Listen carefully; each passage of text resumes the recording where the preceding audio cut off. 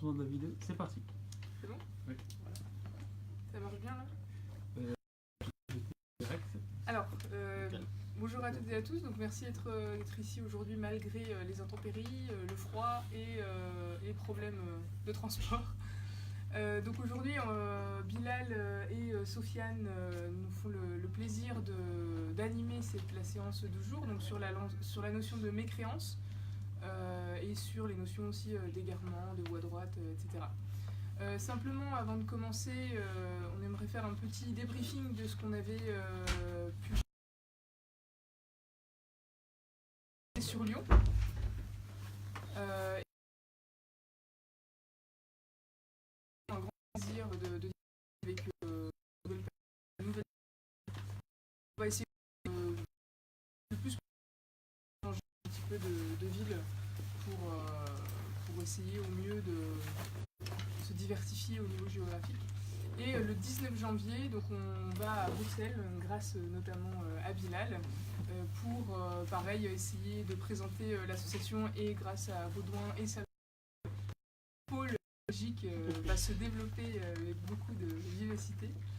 Et donc ce sera le 19 janvier. Donc à partir de 14h30 jusqu'à 18h, on refera un petit peu de la publicité par rapport à tout ça. Donc je laisse la parole à Bilal et à Sofiane. Donc merci à vous.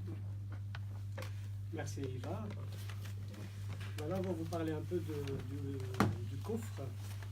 Et avant tout, on va essayer de voir un peu la signification, les différentes significations du mot coffre. Coffre de la racine kafara, veut dire en arabe couvrir. Surtout dans l'agriculture, l'agriculteur, quand il met la graine dans la terre, il la couvre. Cette action est citée en arabe kafara. Et celui qui fait cette action, le cultivateur, on le cite, les cultivateurs kuffar. Comme dans le verset 20 de la sourate 57 d'Al-Hadid, le fer, elle est en cela pareil à une pluie. La végétation qui en vient émerveille les cultivateurs, kuffar, puis elle se fane et tu la vois donc jaunie, ensuite elle devient des débris. كمثل ريث أعجب الكفار نباته ثم يهيج فتراه مصفرا ثم يكون حطاما وفي الآخرة عذاب شديد. Ici le mot kufr désigne son sens un peu utilisé avant l'islam, couvrir. Un autre sens aussi utilisé en arabe, al-kafar. Avec alif wa lam, al-kafar, ça désigne les montagnes qui cachent la route.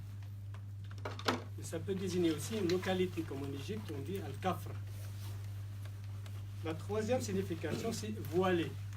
On dit en arabe kafara al-laylul huqul. La nuit a voilé les champs. Un autre sens, dissimuler ou effacer. Kaffara, il a dissimulé, il a effacé. Dans le verset 2 de la sourate 47, Mohammed, et ceux qui ont cru et accompli de bonnes œuvres, et ont cru en ce qui a été descendu sur Mohammed, et si la vérité venant de leur Seigneur, il leur efface, kaffara, leurs méfaits, et améliore leurs conditions. Je la cite en arabe. والذين آمنوا وعملوا الصالحات وآمنوا بما أنزل على محمد وهو الحق من ربهم كفر عنهم سيئاتهم وأصلح بالهم. Un autre sens du mot kufr, c'était aussi dans le Coran, c'est dans le sens renier. Et là, c'était dans le verset au sujet de Shaitan, diable, dans la sourate 14, Ibrahim, le verset 22. Et quand tout sera accompli, le diable dira: certes, Allah vous avait fait une promesse de vérité, tandis que moi, je vous ai fait une promesse que je n'ai pas tenue. Je n'avais aucune autorité sur vous, si ce n'est que je vous ai appelé et que vous m'avez répondu. Ne me faites donc pas de reproches, mais faites-en à vous-même. Je ne vous suis d'aucun secours et vous ne m'êtes d'aucun secours. Je veux renier kafartu de m'avoir jadis associé à Allah. Inni kafartu bima ashraktumuni min qabl. Là, le mot kufr dans le Coran est cité dans le sens renier. Ça, c'est dans le mot en lui-même. Et maintenant, on va essayer de voir un peu quels sont les différents sens que peut prendre le mot kufr dans les différents versets du Coran. Et là, j'utilise une technique d'opposition du mot kufr avec plusieurs concepts aux valeurs dans le Coran. pour voir un peu, dans certaines situations, quel sens renvoie au mot kufr. La première, il y en a plusieurs et j'en ai pris à peu près 6. Il y en a encore d'autres dans le Coran. Kufr en opposition de la croyance. Comme dans la sourate 64, Tarabun, la grande perte, le verset 2. C'est lui qui vous a créé, parmi vous il y a mécréants, kafir, et croyants, mu'min. Allah observe parfaitement ce que vous faites. هو الذي خلقكم فمنكم كافر ومنكم مؤمن والله بما تعملون بصير. Là, c'est le coffre en opposition à la croyance. Donc, c'est contre la croyance. Aussi, dans le verset 29 de la sourate 18, la caverne, et dit la vérité émane de votre Seigneur. Quiconque le veut, qu'il croit. Quiconque le veut, qu'il mécroit. وقل الحق من ربكم فمن شاء فليؤمن ومن شاء فليكفر. Là, le coffre, c'est en opposition à la croyance. Une autre situation où le coffre est en opposition à taqwa, crainte révérentielle ou se prémunir. Dans la sourate 39 à Zomor, les groupes, dans les deux versets 71 et 73, dans 71, et ceux qui avaient mécru, kafaro, seront conduits par groupe à l'enfer. Dans le verset 73, et ceux qui avaient craint, et taqaw, leurs seigneurs seront, et taqaw leur seigneur, ils ont craint leur seigneur, seront conduits par groupe au paradis. Je vous le lis en arabe. وَسِيقَ الَّذِينَ كَفَرُوا إِلَى جَهَنَّمَ زُمَرًا وَسِيقَ الَّذِينَ اتَّقَوْا رَبَّهُمْ إِلَى الْجَنَّةِ زُمَرًا. Il y a aussi d'autres versets que je ne vais pas tous citer. Une autre situation où le coffre est en opposition au shukr, au remerciement. Il s'oppose au remerciement. La sourate 14, Ibrahim, le verset 7. Et lorsque votre Seigneur proclama, si vous êtes reconnaissant, très certainement j'augmenterai mes bienfaits pour vous. Mais si vous êtes ingrat, kafartum, mon châtiment sera terrible. وَإِذْ تَأَذَّنَ رَبُّكُمْ لَإِنْ شَكَرْتُمْ لَأَزِيدَنَّكُمْ وَلَإِنْ كَفَرْتُمْ إِنَّ عَذَابِي لَشَدِيدٌ. Là, le coffre est en opposition au remerciement. Aussi, 76, verset reconnaissant, shakiran, ou un mot kufr kafura. Inna hadaynahu as-sabila imma shakiran wa imma kafura. Donc soit il remercie, soit en opposition au remerciement. Il y a d'autres aussi, la sourate Luqman, etc. Je ne vais pas tous les citer. Une autre situation où le coffre est en opposition à l'ihsan, que j'ai traduit par philanthropie, bienfaisance, charité, etc. Sourate Az-Zumar 39, le verset 58 et 59. Ou bien qu'elles ne disent en voyant le châtiment, ah, s'il y avait pour moi un retour, je serais alors parmi les bienfaisants, al-muhsinin. Le verset 59. Oh, que si mes versets te sont venus et tu les as traités de mensonges, tu t'es gonflé d'orgueil et tu étais parmi les mécréants, kafirin. Je vais le citer en arabe. أو تقول حين ترى العذاب لو أن لي كرة فأكون من المحسنين بلى قد جاءتك آياتي فكذبت بها واستكبرت وكنت من الكافرين. Une autre situation où le coffre est en opposition à l'Amal as-Salih, les bonnes œuvres. Sourate 30 à Rome, les Romains, verset 44. Celui qui aura mécru, kafara, subira les conséquences de son infidélité, kufra. Et quiconque aura œuvré en bien, c'est pour eux-mêmes qu'ils préparent leur avenir. Man kafara fa'alayhi kufrah wa man amila salihan fali anfusihim yamhadun. Là, le coffre est en opposition aux bonnes œuvres, à l'amal salih. Une dernière situation dans le Coran, c'était dans le Coran, où le coffre est en opposition à al-Huda. Le Huda, la bonne guidance ou le droit chemin. Par rapport à al-Huda, au droit chemin, le coffre dans le sens refus de croire malgré la bonne guidance, al-Huda, vers le droit chemin. Et avant le refus, il y a la guidance. Et cette guidance, il faut qu'elle soit bonne et parfaite. Sinon, le refus serait plus sur la manière d'exposer le droit chemin que sur le droit chemin lui-même. Il y a un hadith où il y a des conditions par rapport à ça. Comme dans Sourate 47, Muhammad, verset 32, ceux qui ont mécru et obstrué le chemin d'Allah et se sont mis dans le clan opposé au messager, après que le droit chemin leur fut clairement exposé, ne sauront nuire à Allah en quoi que ce soit.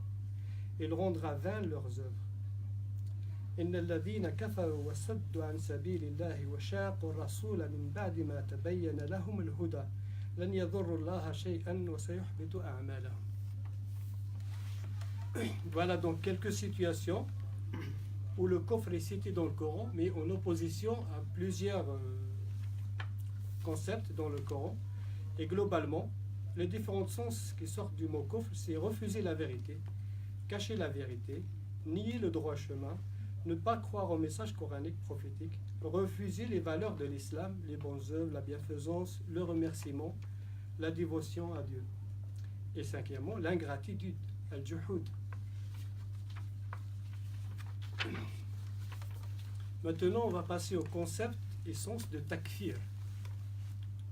Le takfir peut signifier normalement une action qui vise à effacer les péchés. Kafarat al-dhunub, une sorte d'expiation ou de réparation ou de compensation. Comme dans le verset 89 de la sourate 5, la table servie, Allah ne vous sanctionne pas pour la frivolité dans vos serments. Et là, dans le cas d'un serment, quelqu'un qui fait un serment et qu'il n'exécute pas, mais il vous sanctionne pour les serments que vous avez l'intention d'exécuter. L'expiation sera de nourrir des pauvres, et c'est l'expiation de kafara. De ce dont vous nourrissez normalement vos familles, ou de les habiller, ou de libérer un esclave, quiconque n'en trouve pas les moyens devra jeûner 3 jours. Voilà l'expiation, kafaratun, pour vos serments. Je ne vais pas vous lire en arabe, donc fasiyamu thalathatu ayyam dhalika kafaratu aymanakum.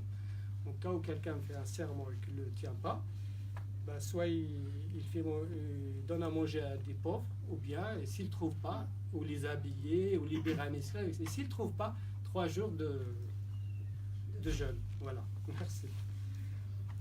Ensuite, le takfir prendra ensuite un tout autre sens, celui de désigner un tel kafir. Takfir, désigner quelqu'un de kafir. Celui-là, il est kafir. Cette action-là, ça s'appelle takfir. Suite à un péché capital ou autre chose. Comme une excommunication chez les chrétiens. La jeunesse de ce takfir se situe généralement pendant les guerres entre Ali et Muawiyah. La bataille du Chaman, les batailles de Siffin, après l'assassinat du 3e calife Othman. Il y a eu querelle sur qui prendra le pouvoir et des batailles armées ont éclaté entre les deux camps, Ali et Muawiyah. Dans cette situation, plusieurs compagnons se sont mis à l'écart. En fait, les compagnons qui se sont mis à l'écart, il y en avait ceux qui étaient déjà là-bas sur place à Médine. Donc quand la querelle a éclaté, il y en avait d'autres. Il y avait plusieurs compagnons qui étaient dans les guerres à l'extérieur. Et quand ils sont rentrés de campagne de guerre, ils ont trouvé des problèmes. Ils ont dit qu'on vous a laissé, ça se passait très bien. Qu'est-ce qui s'est passé maintenant? Vous êtes en querelle entre vous. Donc ils se sont mis à l'écart. On leur dit de l'I'tizal. Et il y a un certain, pour ceux qui veulent expliquer un peu le mot Mu'tazilite, il y en a qui disent que ça vient aussi de ceux-là, des gens comme ça. Et cela ne veut pas dire qu'ils ont laissé faire sans réagir. Ça ne veut pas dire qu'ils se sont mis à l'écart sans réagir, mais plutôt n'ont pas participé aux différentes batailles, ni avec l'un, ni avec l'autre. Mais la question s'est posée, il y a eu des morts musulmans tués par des musulmans. Comment est-ce possible? Tout le monde savait qu'un musulman ne peut tuer un autre musulman, c'est un péché capital. Et avant ça, ça a d'abord commencé par les guerres de sécession, Hurub al-Ridda, à l'époque d'Abu Bakr, premier calife. Et là, l'irtidad, dans le sens retour en arrière, revenir à l'état de kafir après avoir annoncé son islam. Ces guerres étaient plus politiques qu'autre chose, c'était pas dans une action religieuse, c'était plus une action politique parce que c'était les débuts de l'islam. Il s'agissait tout simplement de la survie de l'islam et de sa continuité où il y avait ces guerres. Et après ces guerres, il y a eu quand même une période d'accalmie qui a permis à l'islam de conquérir la Perse, le Cham, la Syrie et l'Égypte. Viendra ensuite l'assassinat de sur le pouvoir, des guerres fratricides entre musulmans, et c'est là que le takfir a été employé par certains comme outil d'excommunication et du coup permettre le combat et la mise à mort. Et c'est à ce moment-là que plusieurs questionnements se sont posés sur celui qui a commis un péché capital, est-il kafir ou non? D'autres questions se sont posées aussi durant le califat omeyyade sur la nature du calife, de l'imam et sur Al-Qadr, la destinée ou le libre arbitre. Ces questionnements ont mené à l'apparition de plusieurs courants de pensée, et notamment le courant mu'tazilite. Et là, je passe la parole à Bilal pour continuer un peu vous expliquer. Donc moi mon analyse va plutôt se porter sur le côté juridique et historique. Je ne vais pas aborder les mêmes questions que Soufiane a abordé là à l'instant.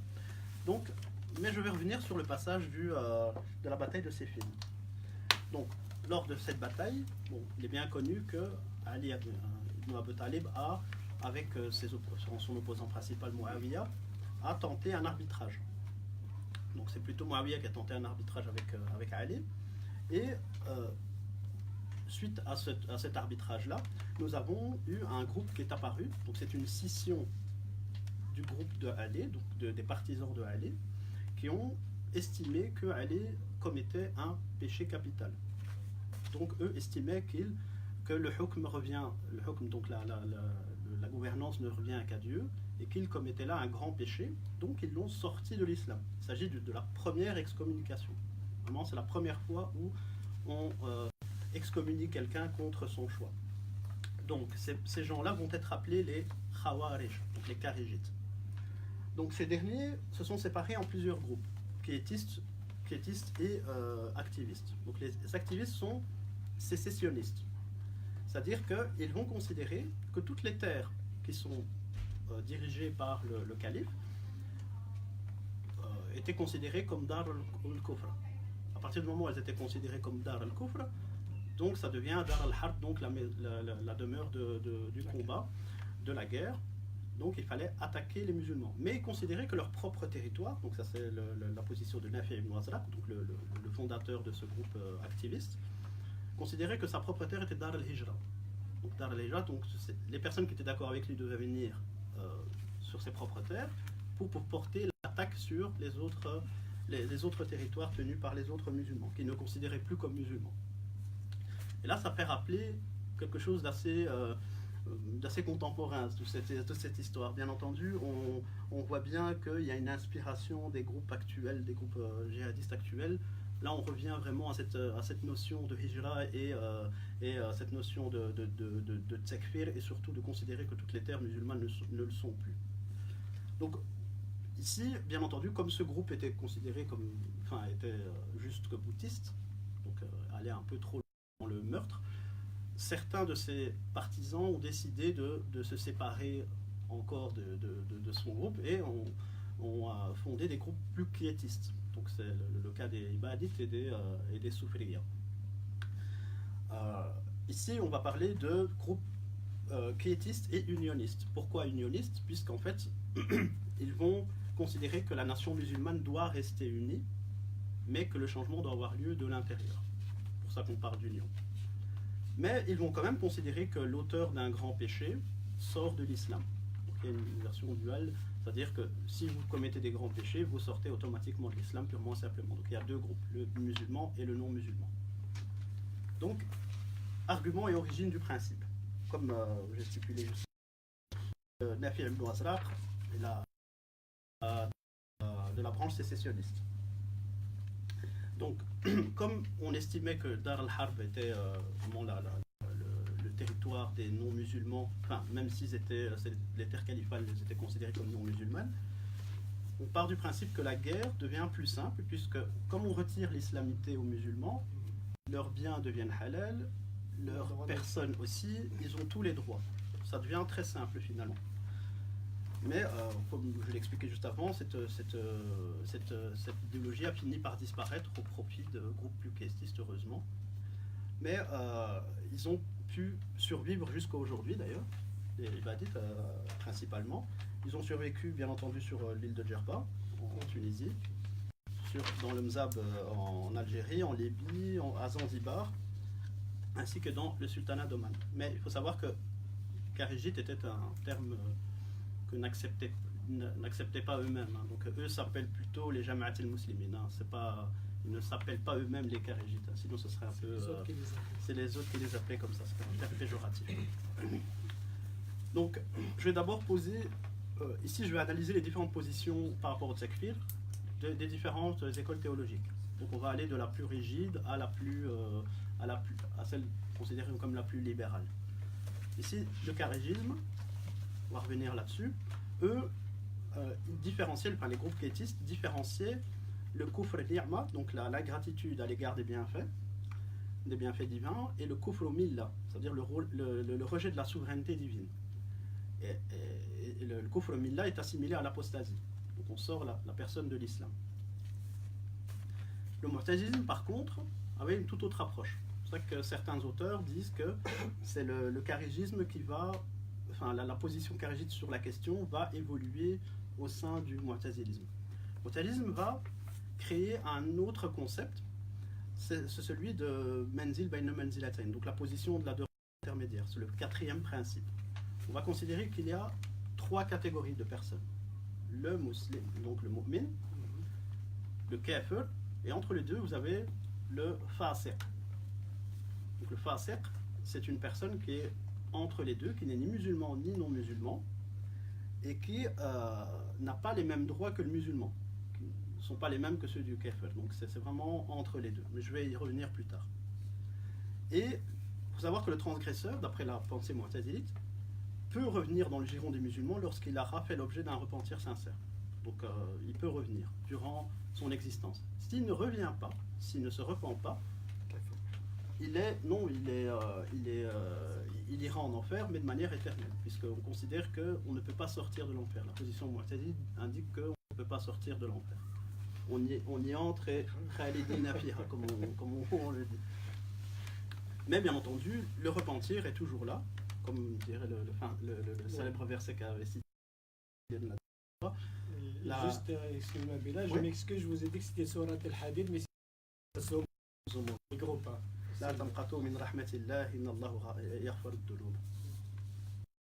Donc la position du sunnisme, par contre, elle est beaucoup plus complexe. Je vais m'attarder là-dessus un moment pour pouvoir comprendre pourquoi ils se sont opposés au mu'tazilisme sur cette question. Position du sunnisme, bon, le sunnisme n'est pas né comme cela, il est né en opposition bien entendu aux différents groupes, donc aux kharéjites et aux mu'tazilites principalement. Le sunnisme en fait n'a pas d'idéologie claire vis-à-vis du sacrifice. C'est assez bizarre, on entend beaucoup de choses finalement, mais la position donc sunnite va s'opposer à celle des deux groupes que je viens de citer. On estime que même une personne qui a pratiqué, qui s'est rendue coupable des kaba'ir, donc des péchés capitaux, reste musulmane. Elle reste, quoi qu'il arrive, musulmane. Sauf pour un seul péché, c'est l'association. Le shirk. Donc on considère que le shirk est la seule chose qui fait sortir la personne de l'islam. Comme le dit un verset, Dieu ne pardonne point qu'on lui associe d'autres divinités, hormis cela, il pardonne à qui il veut. Mais les mu'tazilistes ont une autre signification de ce verset, à qui veut être pardonné. Sinon c'est une vision acharite. Ici, il n'y a pas proprement parlé de liste exhaustive de péchés capitaux. En fait, les péchés capitaux, c'est un peu tout et n'importe quoi. On a des versets un hadith qui parle de 3 péchés capitaux, donc le shirk, le fait de désobéir à ses parents, et le faux témoignage, d'autres qui parlent de 7, et même certains hadiths vont jusqu'à 70 péchés capitaux. Mais Al-Zahabi, qui est un célèbre théologien, juriste surtout, Shafi'i, qui est mort en 1348, va s'essayer à une liste exhaustive, en essayant de trouver des interprétations de plusieurs hadiths surtout, en particulier. Mais le musulman coupable de ces péchés, il est aussi considéré comme transgresseur. On va réutiliser le terme mu'tazilite, mais tout en disant qu'il ne sort pas de l'islam. C'est là où c'est intéressant. Donc comme l'association divine est la seule chose qui fait sortir une personne de l'islam, qui peut entraîner un takfir, le fiqh permet quand même de faire revenir ce principe par la petite porte. Pourquoi je vais développer cela. Donc les théologiens, pour la plupart hanbalites, vont petit à petit réintroduire une conception plus large du takfir. Petit à petit. C'est-à-dire, allons jusqu'à rivaliser avec les principes des Azraqites. Donc le retour clair à cette pratique se fera du temps d'Ibn Taymiyyah dans son livre Majmu' al-Fatawa, où là, clairement, il accuse de kufr plusieurs groupes, enfin tous ceux qui ne sont pas d'accord avec Mohammed ibn Abdul Wahhab, qui va parler de dit nawaqid, donc des actes annulants l'islam. Et c'est là où c'est intéressant. Imité plus tard par Saïd Qutb et ainsi que les groupes salafistes actuels. Mais comment ils vont faire pour élargir ce principe? On va élargir la définition du shirk. Parce que quand on va voir dans les 10 nawaqid, donc dans les 10 actes annulants, on en a une dizaine, mais on va... je vais citer quelques-uns ici pour que vous voyez un peu de quoi on parle. Il y a bien entendu le polythéisme, qui est une forme de shirk, bien entendu, celle-là elle est claire, ce n'est pas un problème. Par contre, celui qui cherche un intermédiaire. Donc là, on vise clairement les soufis, ouvertement. Eux sont des mouchriquins. Donc si c'est mouchriquins, takfir, ouvertement. Celui qui ne considère pas les polythéistes comme mécréants, celui-là, considéré comme c'est du shirk, donc takfir. Celui qui a la conviction de la vidéo autre que celle du prophète, donc ça veut dire celui qui rabaisse la chose que le prophète a autorisée. C'est-à-dire la personne qui met en doute certains hadiths. C'est-à-dire qu'à partir du moment où vous êtes critique des hadiths, c'est du shirk. Donc si c'est du shirk, le takfir peut s'appliquer aussi à ces personnes-là, etc. C'est pour ça que je parle d'élargissement du principe. Parce que la seule manière de l'élargir, pour ne pas contredire les premiers théologiens, c'est d'élargir cette définition-là. Donc vraiment... Et là, on arrive à faire entrer tout et n'importe quoi dans ce concept-là. Donc c'est pour ça que je parlais de retour à la petite porte. Et les hadiths, on parle desquels? Même ceux qui sont faux. Tous. Si vous mettez en doute le fait qu'un hadith soit... Oui, mais là c'est de manière... parce que il est pas connu... Quand même, là. Ah oui, clairement, parce que Ibn al-Wahhab ne s'embarrasse pas de détails, lui. Lui, il dit les choses de manière assez très cash et très simple, pas nuancée du tout. Et ses livres ne sont pas très fournis, on va dire. Donc il dit des choses de telle manière, il n'y a pas de nuance. Et c'est très basique, effectivement. Et donc juste pour bien comprendre, là, cette position, c'est la position des sunnites. Non, Abdel Wahhab, des wahhabites. Je parle, c'est pas le sunnisme en général, mais c'est l'école hanbalite. C'est l'école plus ou moins hanbalite, puisque le wahhabisme provient de l'école de Hanbal, se base sur les écrits d'Ibn Taymiyyah et d'Ibn Hanbal aussi. Ibn Taymiyyah n'avait pas cette position-là. Pas tout à fait. C'est la branche radicale du sunnisme. Mais Ibn Taymiyyah a quand même dans Majmu' al-Fatawa Ibn Abdel Wahhab qui fait cette interprétation. Il était plus Je ne nuancé. le défends pas par ailleurs, mais bien entendu. Si on restitue la pensée de quelqu'un, faisons-le. Oui, mais il parle il parle de kufr de beaucoup de... il parle de... Pas de kufr, mais d'actes qui mènent vers le kufr. Et il cite, dans l'Arabie aussi, il cite beaucoup de personnages, beaucoup de groupes, etc., où ils disent qu'ils font du kufr. Ça ne veut pas dire que c'est des kufars, mais il dit qu'ils font du kufr. Des Et fois, ça, il le dit plusieurs fois. Il dit plusieurs fois, Majmu' al-Fatawi, il y a beaucoup de takfir et beaucoup d'étals kafir et tuilés. Donc même avec l'acte... Mais c'est son livre le plus emblématique. Là, si vous lisez ce livre-là, au bout vous en avez des dizaines des accusations de kufr. Et ça n'empêche pas Ibn Taymiyyah son côté aussi logique, son côté qu'il a fait, c'est pas... Mais les wahhabites, ils ont pris ce côté-là des Fatawi. On reviendra aux questions si vous voulez, on en parlera. On y reviendra plus tard. Excuse-moi. En fait, quand tu reprends la parole ou l'ordre wahhabi qui dit qu'il ne faut pas rabaisser ce que le prophète sallallahu alayhi wa sallam a dit, sinon ça fait rentrer dans le shirk, ça n'est pas la même chose que de remettre en question les hadiths. C'était cette position-là que je voulais apporter. Ça revient. Même ils font de l'étude des hadiths encore... Bien entendu, ils le font, bien entendu. Mais une personne qui remet en cause, par exemple, la pondérance du hadith, c'est-à-dire le fait qu'on tienne le hadith comme une source première, c'est ça aussi, c'est considéré comme je ne veux pas dire du shirk, mais c'est fort combattu par les wahhabites. Les wahhabites ne vont jamais accepter que quelqu'un dise que un hadith ne peut pas être considéré comme une source première de l'islam. Moi, je considère personnellement, c'est mon avis et celui de beaucoup de personnes, qu'un hadith, comme on ne peut pas prouver la véracité de la plupart des hadiths, Ah oui. pour moi, ça ne peut pas être de source indiscutable. Mais bon, c'est un autre débat. Ouais, Mais je pense que c'est une interprétation. C'est une interprétation. C'est pas la Voilà, signification c'est pas première dit de ce clairement. décret-là. Donc, bon, bien entendu, je vais parler d'un autre groupe, c'est considéré comme le plus libéral sur la question, c'est les Murji'a. Donc, eux, c'est cool. eux c'est les plus cool. Ça provient, le terme Murji vient du terme déjà, donc ça veut dire remettre à plus tard. Pourquoi on parlait de cela? Je vais plutôt parler de la forme Jahmiya des Murji'a. Ils estiment que les œuvres ne font pas partie de la définition de la foi. Donc, à partir du moment, quels que soient vos actes, si vous êtes musulman, vous le restez jusqu'à la fin de votre vie. Et vous ne devez pas être puni sur terre. Donc c'était vraiment la version la plus libérale. Et pourquoi j'ai parlé de cela? Parce que c'est considéré comme un sobriquet actuellement. Hein. C'est-à-dire que lorsque on considère un théologien comme trop libéral, on va l'accuser de mourgisme. Hein. Oui. Généralement, actuellement, c'est ce qu'on fait. Donc on va dire, oui, lui, il est trop libéral, donc c'est un mourgite. Voilà, on a accusé beaucoup de théologiens, ça devient un sobriquet finalement. Abu Hanifa. Oui, Abu Hanifa, on l'a accusé de mourgisme. Oui, effectivement.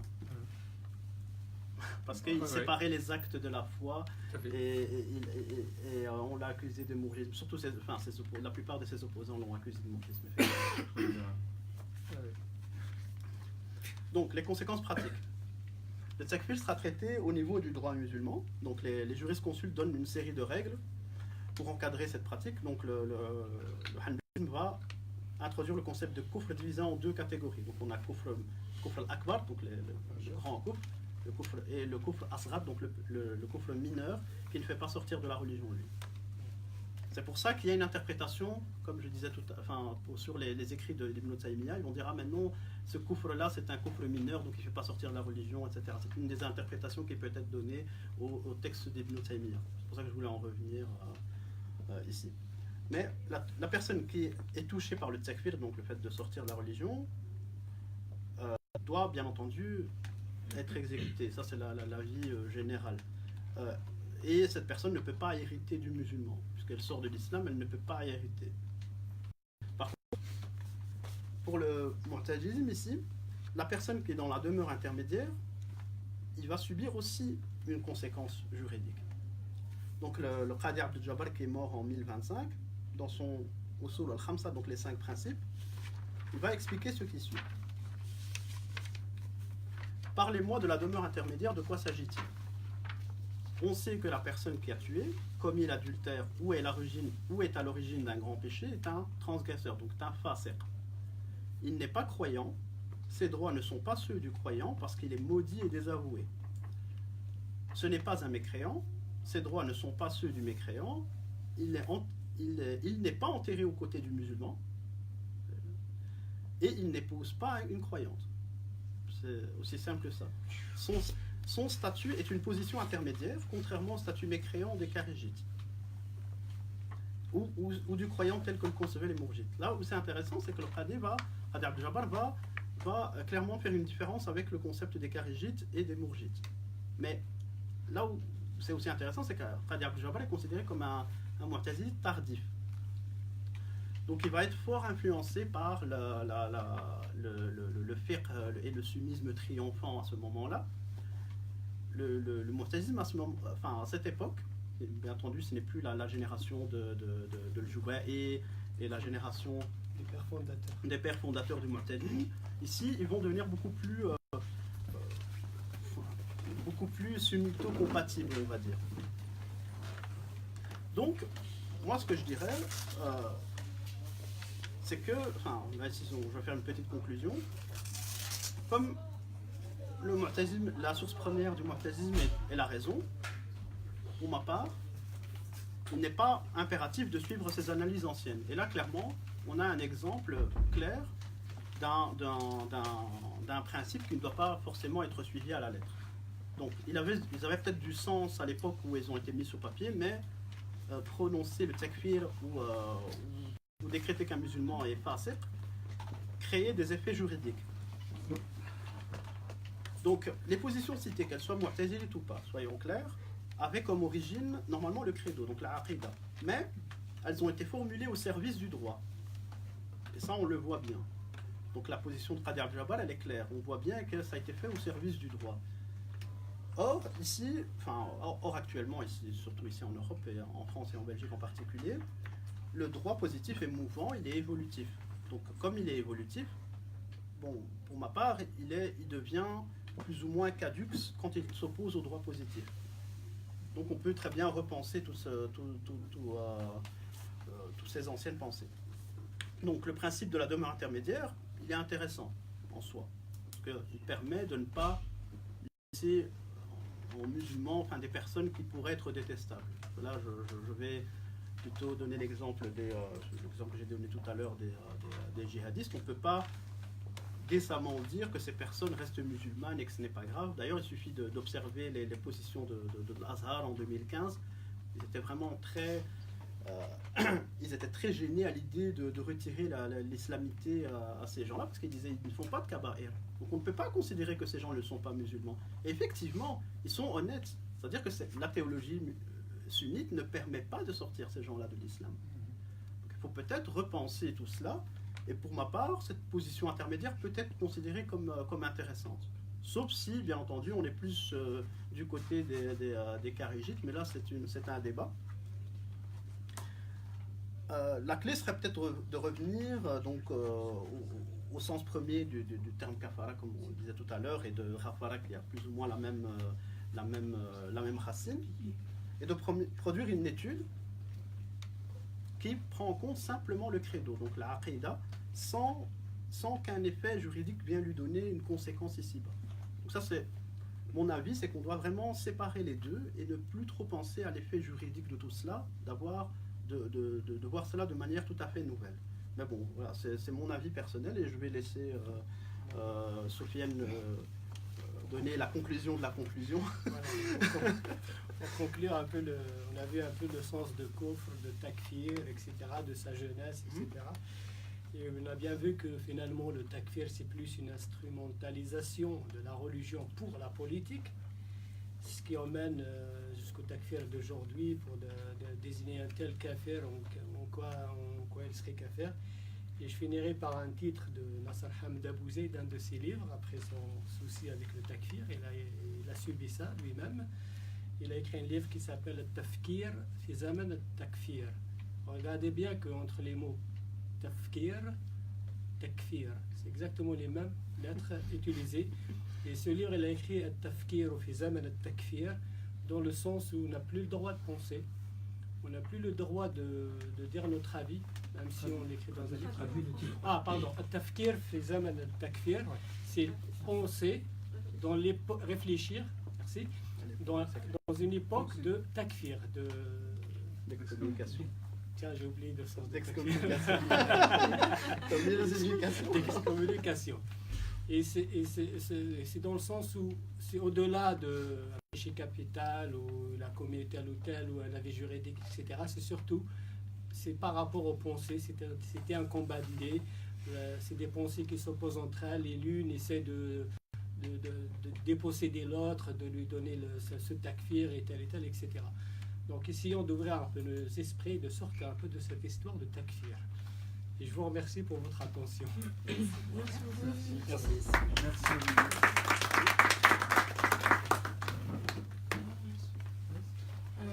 Donc merci, c'était super intéressant.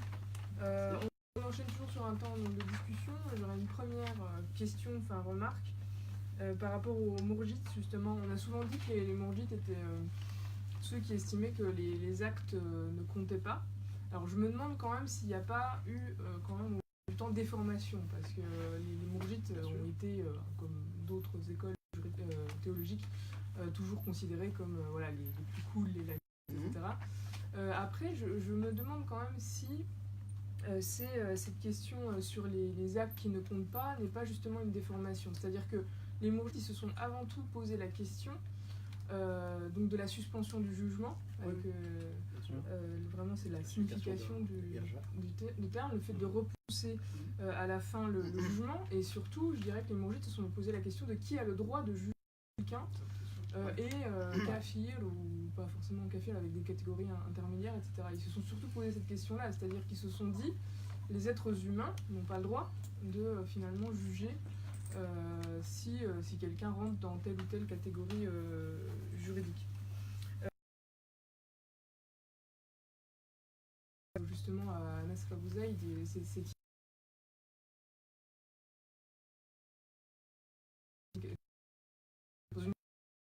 et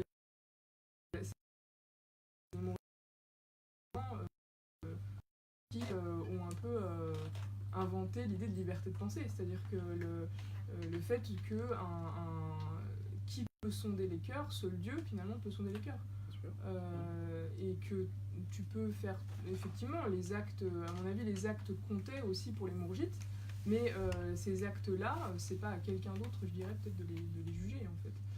C'est simplement des choses qui sont là, c'est une situation très intime, très mystique entre le fidèle et Dieu, donc on peut pas, personne en fait n'a le droit finalement, et encore pire quand il y a des conséquences juridiques, parce que là on est dans un cadre laïque, il n'y a pas de conséquences juridiques, on est seulement dans des conséquences symboliques, mais déjà rien que là c'est fort en fait, c'est-à-dire de se faire traiter de mécréant, c'est quelque chose c'est une violence symbolique qui est énorme, parce qu'on nous menace de l'enfer, mais finalement qui a le droit de nous menacer de l'enfer si ce n'est Dieu? Donc il y a vraiment cette idée-là, mais effectivement dans les pays où la positif, là on est dans des catégories où il y a des conséquences juridiques, et je dirais que c'est encore là un degré encore plus grave. Donc bien sûr, le mourjisme, en fait ce qu'on sait du mourjisme, c'est ce qu'en ont dit les opposants, tout simplement, parce que finalement on a quasiment comme, même si on a un peu plus de matière pour les mu'tazilistes, on a encore quelques ouvrages. Dans le cas du mourjisme, on n'a rien. On a juste des accusations du sunnisme triomphant qui va faire la liste des versions déviantes de l'islam et dire voilà, ces gens-là sont des méchants, déviants et ne sont pas de bons musulmans. Mais effectivement, on peut se poser la question de savoir qui a l'autorité de décréter qu'une personne n'est pas musulmane. Et c'est là où la pensée mourjite est intéressante, effectivement. Donc là, c'est intéressant. En tout cas, merci d'avoir... On fait un tour ou s'il y a quelqu'un qui a une question? Je sais pas qui... On peut faire un tour. Si tu veux. C'était très, très clair et très intéressant. Merci à vous. Juste par rapport au Mourji'a, ça serait bien aussi peut-être une étude aussi de contexte de ce courant de Mourji'a, sachant qu'à l'époque omeyyade, les Mourji'a ils ont commencé, les Kharijites ils ont leur contexte, ils ne voulaient pas que c'était une ruse en fait à la bataille de Siffin, c'était une ruse de Amr ibn al-As parce que ceux d'Ali ils allaient gagner la bataille. C'était proche de la Et Amr ibn al-As il a demandé aux soldats de mettre le Coran sur les pics des lances. Ouais. Et là aussi, j'ai un doute personnel entre guillemets, j'ouvre les guillemets, c'est que est-ce qu'il y avait des Corans comme aujourd'hui bien distribués, tout ça pour les mettre, et chaque soldat l'a pris avec lui, après pour le mettre. Ça c'est une autre question, mais bon, l'essentiel, ce qu'on avait comme histoire, c'est qu'ils ont... L'essentiel, c'est pas le Coran, il est là ou il n'est pas là, mais ils ont dit, tiens, on va demander c'est-à-dire à Dieu. Et c'est là où Ali il a dit que oui, le Coran il est là, mais le Coran il ne parle pas. C'est les hommes qui le font parler. Bien sûr. Le Coran bayna daffatay mashaf la yantiq bihi ar-rijal. Et il a dit aussi à ce moment-là, il a dit hier on les a combattus, les Bani Umayya, sur le Tanzil, quand il est descendu, ils étaient à Quraysh de Koufar, et aujourd'hui on va les combattre sur son ta'wil, c'est-à-dire l'explication. Là, c'est à partir de là en fait, chacun a son explication du Coran, de comment il voit les choses, etc. Et c'est là il y a les Mourji'a, ils étaient là, genre ok, d'accord, laissez, c'est à la fin c'est Dieu qui juge l'être humain. ça, c'est ce qui se passe maintenant, vu qu'il n'y a pas de... Mais après, il y a quand même des gens celui qui va tuer, qu'est-ce qu'on en fait? Celui qui va voler, qu'est-ce qu'on en fait? Donc, il y a des actes pratiques qui poussent aussi d'autres courants à sortir. Mais c'est ça en fait la remarque que l'action qui a posée Eva, c'est que effectivement tu dis qui va juger, qui va juger sur des actes qui ne touchent personne, qui ne touchent qu'à la personne elle-même. C'est vrai que personne n'a à juger. C'est ça. Mais pour les règles sociales, c'est pas on va dire à la c'est ça. police Ouais, qui est pour juger le vol. Il faut distinguer deux types de règles. Il y a les règles Mais rituelles. n'oublie pas qu'à l'époque, il Il y a n'y la avait pas de ibadat, différence. Oui, je sais, mais c'est bien que c'est le problème. C'est là des choses qui sont très verticales entre Dieu et le fidèle, et les règles sociales qui là, pour le coup, sont des règles horizontales, et il nous faut des règles sociales. Et là, la punition, se réfléchir sur les sanctions, etc., c'est justifié, mais après... J'ai juste une question pour toi, Fakir. Est-ce qu'il n'y a pas des moutazilites qui se déclaraient mourjites? Enfin, il n'y avait pas des... Il y a eu des connivents. Si, il y a eu des rapprochements. Peut-être le cas le plus connu, c'est drôle parce que des fois on dit mais non, il n'était pas moutazilite, il était mourjite. Mais d'autres vont dire oui, il était mourjite, mais pas, il était moutazilite, quoi. Pourquoi? Parce que la réalité, c'est le statut du mourjisme qu'on doit... Pourquoi on n'a pas de texte aussi? Peut-être parce qu'il y a... Le mourjisme ne s'est jamais considéré comme une doctrine à part. Oui, c'est vrai. C'est-à-dire que les gens, ils étaient, je sais pas, hanafites, malikites, ils étaient chiites, ou je sais pas ce qu'ils étaient. Et d'un autre côté, ils avaient une attitude mourjite, où ils disaient, on n'a pas à juger sur ces choses-là. Et donc, en fait, le mourjisme n'est pas comme le moutazilisme. C'est pas une communauté. Voilà, c'est jamais fait, c'est jamais construit comme une communauté, mais c'était n'importe qui pouvait être mourjite. C'est pourquoi on peut trouver qu'il y avait des moutazilites qui étaient mourjites ou d'autres qui étaient les hanafites. Beaucoup de hanafites ont été accusés, je dis bien parce qu'après on y pense. Aujourd'hui, dans nos critères à nous, ce serait même plus une accusation. Ou même des philosophes. Oui, des philosophes aussi, oui, il y a beaucoup de gens.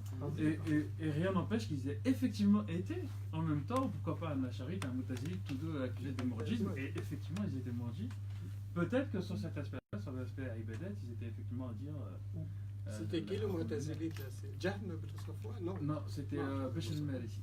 Ah, Bishr al-Marisi. D'ailleurs, Jahm ibn Safwan, on ne sait quasiment rien de lui. Hein. C'est ça qui est on ne sait pas grand-chose. On ne sait pas grand-chose de cette personne. Oui, si je suis très d'accord avec ce que Eva vient de dire. Oui, il y a un truc bizarre. Je pense qu'il faut, c'est mon avis personnel, mais je pense qu'il faudrait différencier trois aspects différents. Est-ce que quelqu'un est kufar ou takfir vis-à-vis de Dieu? Oui. Est-ce qu'un humain peut décider ou décider du takfir de quelqu'un ou pas? Et est-ce qu'on peut punir un acte blâmable ou pas? Je prends l'exemple de quelqu'un qui commet un meurtre ou qui est accusé de commettre un meurtre, qui est condamné pour avoir commis ce meurtre et donc décrété, takfir, tout ce qu'on veut. Je ne peux pas imaginer que si en fait il n'a pas commis ce meurtre, Dieu va le considérer comme kafir quand il va se présenter aux portes du paradis ou de l'enfer le jour du jugement. Donc à mon avis, il y a trois choses qui sont tout à fait différentes. De toute façon, c'est Dieu, mais c'est mon point de vue, hein. De toute façon, c'est Dieu qui en fin de compte va définir, va décider qui est kafir ou pas. À l'autre extrême, il y a... À l'autre extrême, il y a l'obligation forcément sociale de punir les crimes, mais qui n'est pas nécessairement lié au fait que Dieu va décréter quelqu'un kafir ou pas.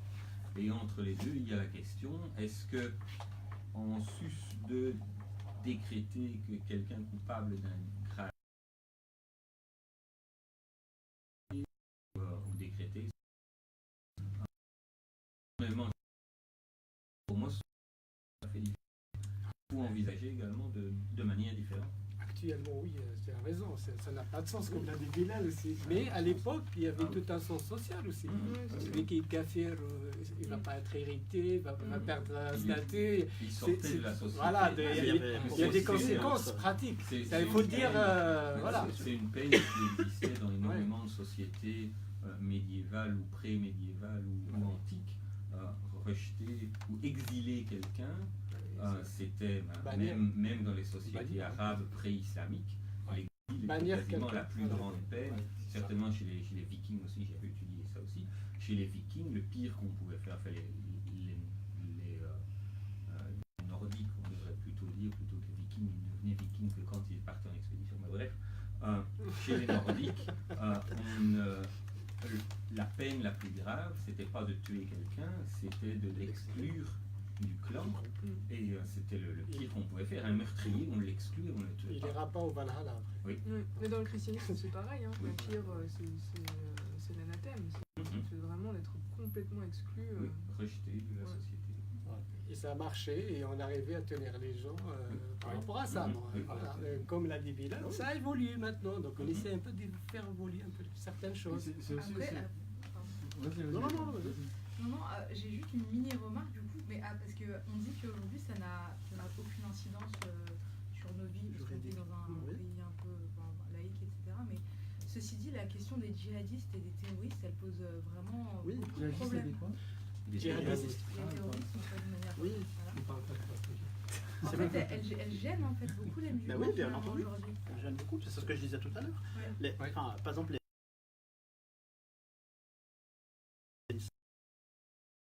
l'islam, c'est très bien. Les sunnites, tout à l'heure, on ne peut pas sortir les gens de l'islam sauf s'ils sont accusés de shirk.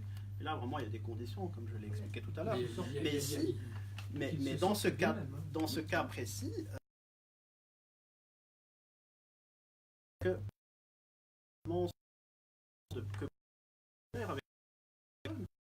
pareil pour tout musulman sensé, on n'arrive pas à considérer que ces personnes-là sont aussi musulmanes que soi.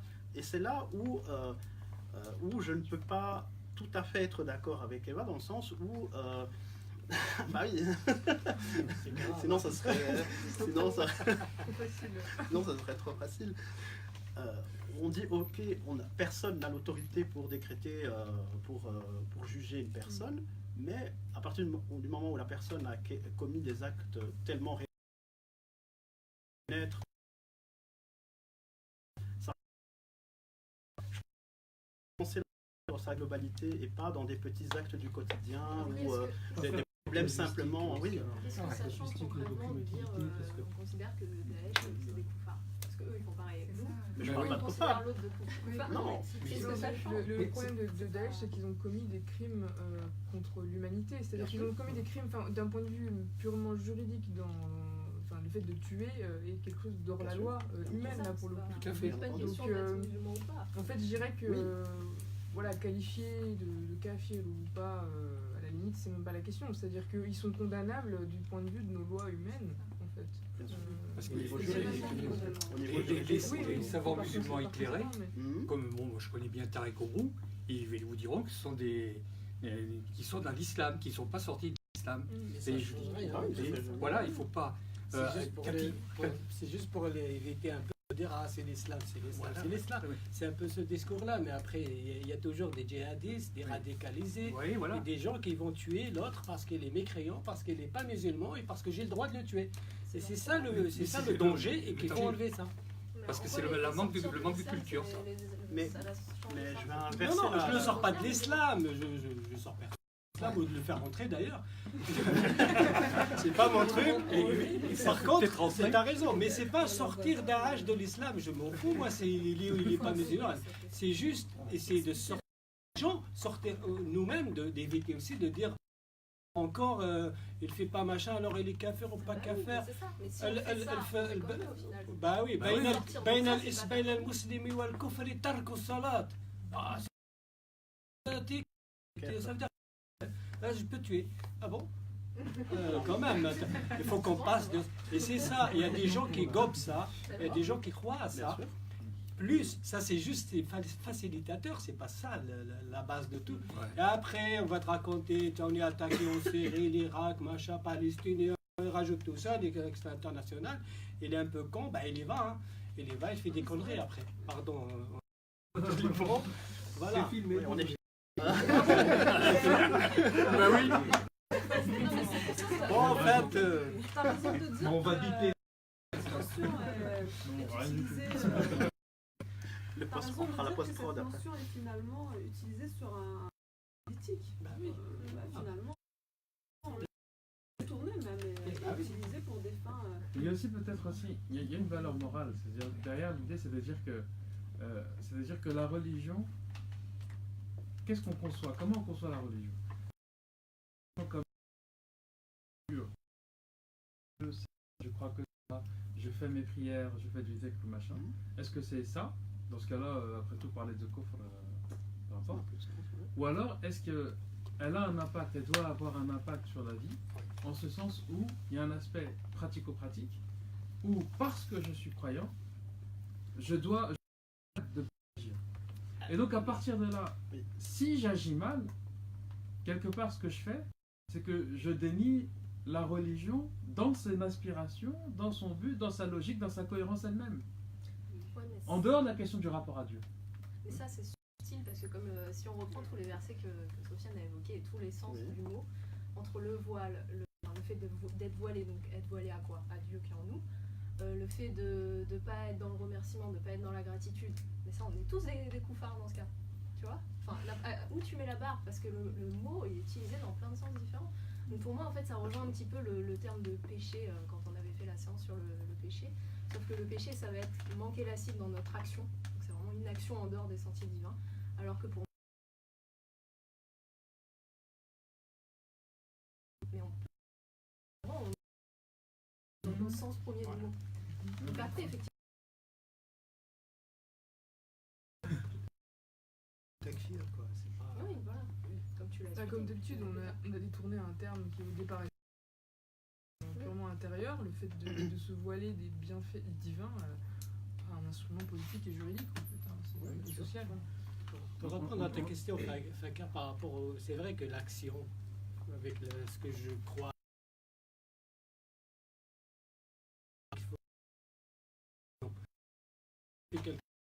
ça c'est très subtil aussi, c'est très difficile dans le sens, je sais pas si je fais du bien à quelqu'un, pourquoi je le fais? Parce que c'est de la religion, ça m'en... c'est pas faire du...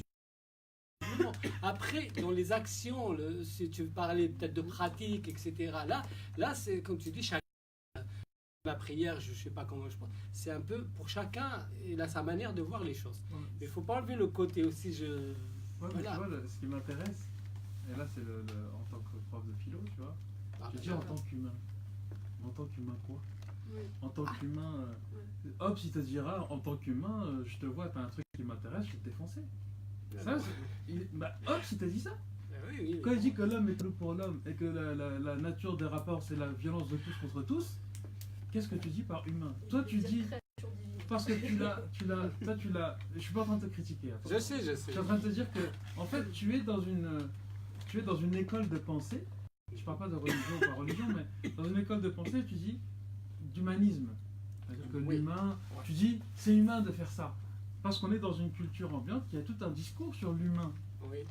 Mais dans d'autres contextes, on parle du contexte, l'humain, il te dira, oh, fais attention l'humain. Oh, si tu le rencontres, change de trottoir. Tu vas te faire bouffer. Tu vois ce que je veux dire? C'est vrai que tu dis, ouais, mais après tout, pourquoi c'est la religion? C'est... Imagine la religion, l'islam en l'occurrence, mais c'est le cas pour toutes les religions, grandes religions connues, elles sont venues dans des contextes qui n'étaient pas du tout les nôtres. Les critères pour aider quelqu'un, c'est quoi aider quelqu'un? Tu vois quelqu'un qui crève de faim dans la rue, bah, c'est normal. D'ailleurs, ça l'est un petit peu pour nous, faut dire la vérité. Donc la question c'est, tu vois, quand tu dis agir en humain, qu'est-ce que ça veut dire? Moi je sais pas ce que ça veut dire. Mais après, la religion, comme elle vient, ça change un peu. À Quraysh, où il faisait voilà, il y avait des esclaves, la femme elle n'a aucun droit, etc. Et c'est que l'islam il est venu libérer la femme, enlever un peu les esclaves, etc. Au début ça marchait bien, mais après ça s'est coincé. C'est la religion aussi. C'est parce que c'est nous, c'est les gens, à un certain contexte, ils ont arrêté la femme, on s'en fout. les esclaves, mais bon, on il y a de l'argent dedans, on va garder. Il y en a même qui disent qu'il faut qu'il y ait des esclaves, parce que dans le Coran, et je l'ai vu tout à l'heure le verset, jamais tu fais un truc, des kafarat pour... il faut libérer, il est où pour l'esclave pour le libérer? Il y a des esclaves. C'est une interprétation. C'est ce qu'on appelle. Non, mais c'est ce qu'on appelle. C'est une interprétation du Coran qui peut être valable ou pas valable. Oui, bien sûr. C'était tout à fait normal. Je pense qu'on en revient à la même question qu'on a relevée tout à l'heure. C'est la question de la politisation, en fait. Voilà. Si on était resté dans un volet purement spirituel, un rapport au texte purement spirituel, sans rentrer dans une... Non, moi j'en sais rien. Là, on fait un peu de roman d'anticipation, ce que j'adore. On fait de la réflexion, c'est ça. Mais qu'est-ce qui se serait passé si Abu Bakr n'était pas rentré dans une logique de Hurub al-Ridda? S'il avait...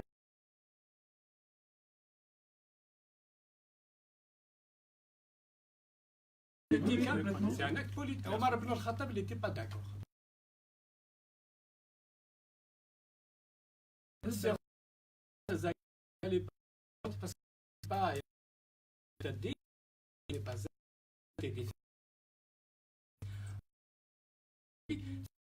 c'est pas grave. Alors, on a dit non, tous. C'était un acte politique qui devenait un acte religieux. Le Murtaddin, celui qui donne la zakat, il faut le tuer parce qu'Abou Bakr il a fait la guerre à ceux qui. Mais à l'époque, est-ce qu'on peut penser aussi que les choses auraient pu tourner autrement? Je pense qu'un autre aurait pris sa place. Peut-être qu'un autre l'aurait fait. Oui, mais c'est ça. C'est ce que je me dis finalement. Bien sûr, oui, ça aurait pas pu. Ça se trouve, Omar il dit ça, mais si Omar se retrouvait à la tête en se disant mais. C'est un acte politique, c'est un chef qui a décidé. Omar, quand il était calife, c'est pas le mu'allafa qulubuhum, vous connaissez? Comment on appelle ça en français? Le mu'allafa qulubuhum, c'est des gens que, à l'époque des prophètes, sallallahu alayhi wa sallam, il leur donnait de l'argent pour devenir musulmans. Ils achetaient leur islam, ou je ne sais pas comment vous le dites. L'essentiel, ils leur donnaient de l'argent pour qu'ils deviennent musulmans. Le cas de la bataille de Hunayn. Par exemple. La bataille de Hunayn, là, une répartition inégalitaire dans le tribut des Razia. Voilà. Et dans un sens politique d'abord, et pas religieux. Voilà. C'était destiné à consolider des liens entre tribus, à faire adhérer à l'islam des tribus puissantes. En Afrique du Nord. Elle l'a fait en Europe, même l'Arabie Saoudite, elle le fait en Afrique d'ailleurs. Elle a fait des musulmans. Oui, mais c'est un acte politique, c'est pas grave. L'essentiel, Omar ibn al-Khattab, du moment que c'est pas religieux, Omar ibn al-Khattab, il a arrêté ça. Il a arrêté ça. Et ils lui ont dit comment ça, le prophète, il le faisait. Et toi, tu vas l'arrêter. À l'époque, on n'était pas fort. On était obligé de ramener des liens, des tribus avec nous, au cas où. Et là, c'est bon, on a la Syrie, la Perse, l'Égypte, on a des machins. Je m'en fous, je ne leur donne pas. Ça y est, il a arrêté ça parce qu'on n'a pas besoin. C'est un acte politique, ce n'est pas de la religion. Alors que les gens, après, ils rendent tout religieux. Là aussi. J'allais dire, aujourd'hui, on fait la même chose avec l'argent, en fait. Je fais un aparté, mais tous les débats sur l'ISF, par exemple, c'est la même chose. On paye les riches pour qu'ils restent en France. Voilà. On sait qu'à un moment, dès qu'on aura c'est pas religieux, c'est plus que dans la population, on a envie de voir certaines personnes plus que d'autres pour des enjeux qui dépassent un peu. Sauf qu'ils partent pas, les riches, les statistiques sont... C'est clair là-dessus. Dans le discours qui on peut habiller une mesure comme ça, mais qu'après ils avaient assez d'argent pour trouver des bons conseillers qui leur disaient comment faire pour se retrouver non opposable. Oui, mais imagine l'ISF maintenant, c'est un acte religieux, et si jamais tu donnes pas, si tu l'enlèves, c'est un apostat. On serait obligé de payer l'ISF tout de suite. Quoi qu'il en soit. Aux États-Unis, pour rester sur ce débat, même si on s'égare un petit peu, la citoyenneté est liée aussi à l'imposition. En gros, si tu veux t'expatrier, tu payes l'impôt, soit tu payes une partie de l'impôt que tu aurais dû payer aux États-Unis au fisc américain, ou alors tu renonces à ta nationalité américaine. Oui, c'est une politique. C'est de l'extraterritorialité. C'est aussi, en fait, c'est la question, juste pour retourner, pour pas faire gilet jaune dans une minute. C'est un peu les gilets jaunes de l'islam. C'est plus. Non, mais en fait, cette question-là, ce réflexe qui est effectivement humain, en fait, hein, c'est très anthropologique tout ça, de constamment utiliser la religion pour justifier des éléments politiques, financiers, etc., juridiques. C'est aussi le lien au sacré, c'est qu'on a toujours besoin, pour justifier quelque chose, il faut que ce soit sacré en fait, on a l'impression. Il faut que ce soit intouchable. C'est pour ça que je parlais de... Ce point de vue-là est génial en termes d'explication. Il explique qu'une da'wa a toujours besoin d'une légitimation idéologique, et la religion a toujours été un puissant vecteur de consolidation d'une race habillée, d'un esprit de corps au départ, d'un groupe qui cherche à prendre le pouvoir et qui a besoin de rallier à lui un maximum de personnes. Et de ce point de vue-là, la da'wa, ce qu'il appelle, on pourrait traduire aujourd'hui par idéologie, parce que a toujours substrat religieuse solide avant qu'un autre groupe. Pour aller vraiment dans ce sens-là, parce que j'ai fait un travail à la fac, je suis revenu dans mon travail à la fac, j'avais travaillé sur les religions et la guerre. En fait, j'ai travaillé sur les conceptions. Que disent les religions sur la guerre? Donc les religions monothéistes, christianisme, judaïsme, islam, hindouisme, bouddhisme, jaïnisme et je sais plus quoi, taoïsme, quelques autres religions. Et en fait, c'est commun à tous parce que c'est humain en fait. Vous avez votre voisin qui a, pardon? Humain dans quel sens? Voilà, mais t'as raison, mais tu as raison. C'est vrai que je suis le philosophe dans les filets du langage, disait Nietzsche. Là, qu'est-ce qu'il disait l'auteur du livre, il s'appelle Pierre Crépon, Les religions et la guerre. C'est un converti au bouddhisme en fait. C'est intéressant parce qu'il parle bien aussi du bouddhisme, des cas dans le bouddhisme. Il dit, voilà, j'ai le voisin en face de chez moi là, il a dans son jardin et il trouve une mine d'or. Mais légalement, enfin moi légitimement, j'ai aucun prétexte pour lui déclarer la guerre, pour dire ah mais en fait c'est mon jardin, je vais dégager de là parce que normalement ça m'appartient. Je regarde à droite, à gauche, j'ai aucune légitimité, je peux rien dire. Or si je vais l'agresser, tout le monde va se retourner contre moi. Je vais dire mais qu'est-ce que tu fais? Par contre, qu'est-ce que je peux mobiliser tout le temps? La notion du sacré, la notion de l'appel, la notion du bien universel et commun. Et là, c'est marrant, entre guillemets quand je dis marrant, c'est que on retrouve ça dans le judaïsme, dans le christianisme, dans l'islam, dans le bouddhisme, dans l'hindouisme, partout. La seule religion, parce qu'en fait il prend le cas aussi d'analyser les religions qui étaient pacifistes. C'est-à-dire que dès le départ il disait, ou bien si tu te convertis à ma religion, tu jettes les armes. C'était le cas du christianisme initial. Le christianisme primitif est une religion de pacifistes. Les légionnaires qui se convertissaient abandonnaient leur métier. Et le problème, c'est qu'à un moment, quand beaucoup de gens se convertissaient, ils ont dit bon, ou bien on dit ok, pas de soldats chrétiens, mais dans ce cas-là, si jamais on a une réaction, bah, tout le monde se fait terrasser puis c'est réglé. Ou alors on essaie de penser. Et donc Saint-Augustin, il a commencé à penser la guerre juste. Saint-Augustin, il a pensé la guerre juste. À partir de Saint-Augustin, on a commencé à aller crescendo, puis après il y a eu le tournant avec saint Thomas d'Aquin, et puis ensuite, après ça a ouvert à tout, l'Inquisition. Non, mais celui vraiment. Non, celui qui est vraiment connu pour avoir théorisé la question de la guerre, c'est vraiment Saint-Augustin. Mais juste un truc, c'est que une autre religion. Oui, les Tchéou en plus. En fait, il disait il y a des religions qui étaient pacifistes, du style christianisme. Ils sont au contact des gens et puis ils vont se dire bon bah il faut changer. Et puis il va dire qu'il y a une religion, la seule religion qui était pacifiste et qui le reste. Excusez-moi, le côté berbère. Pardon.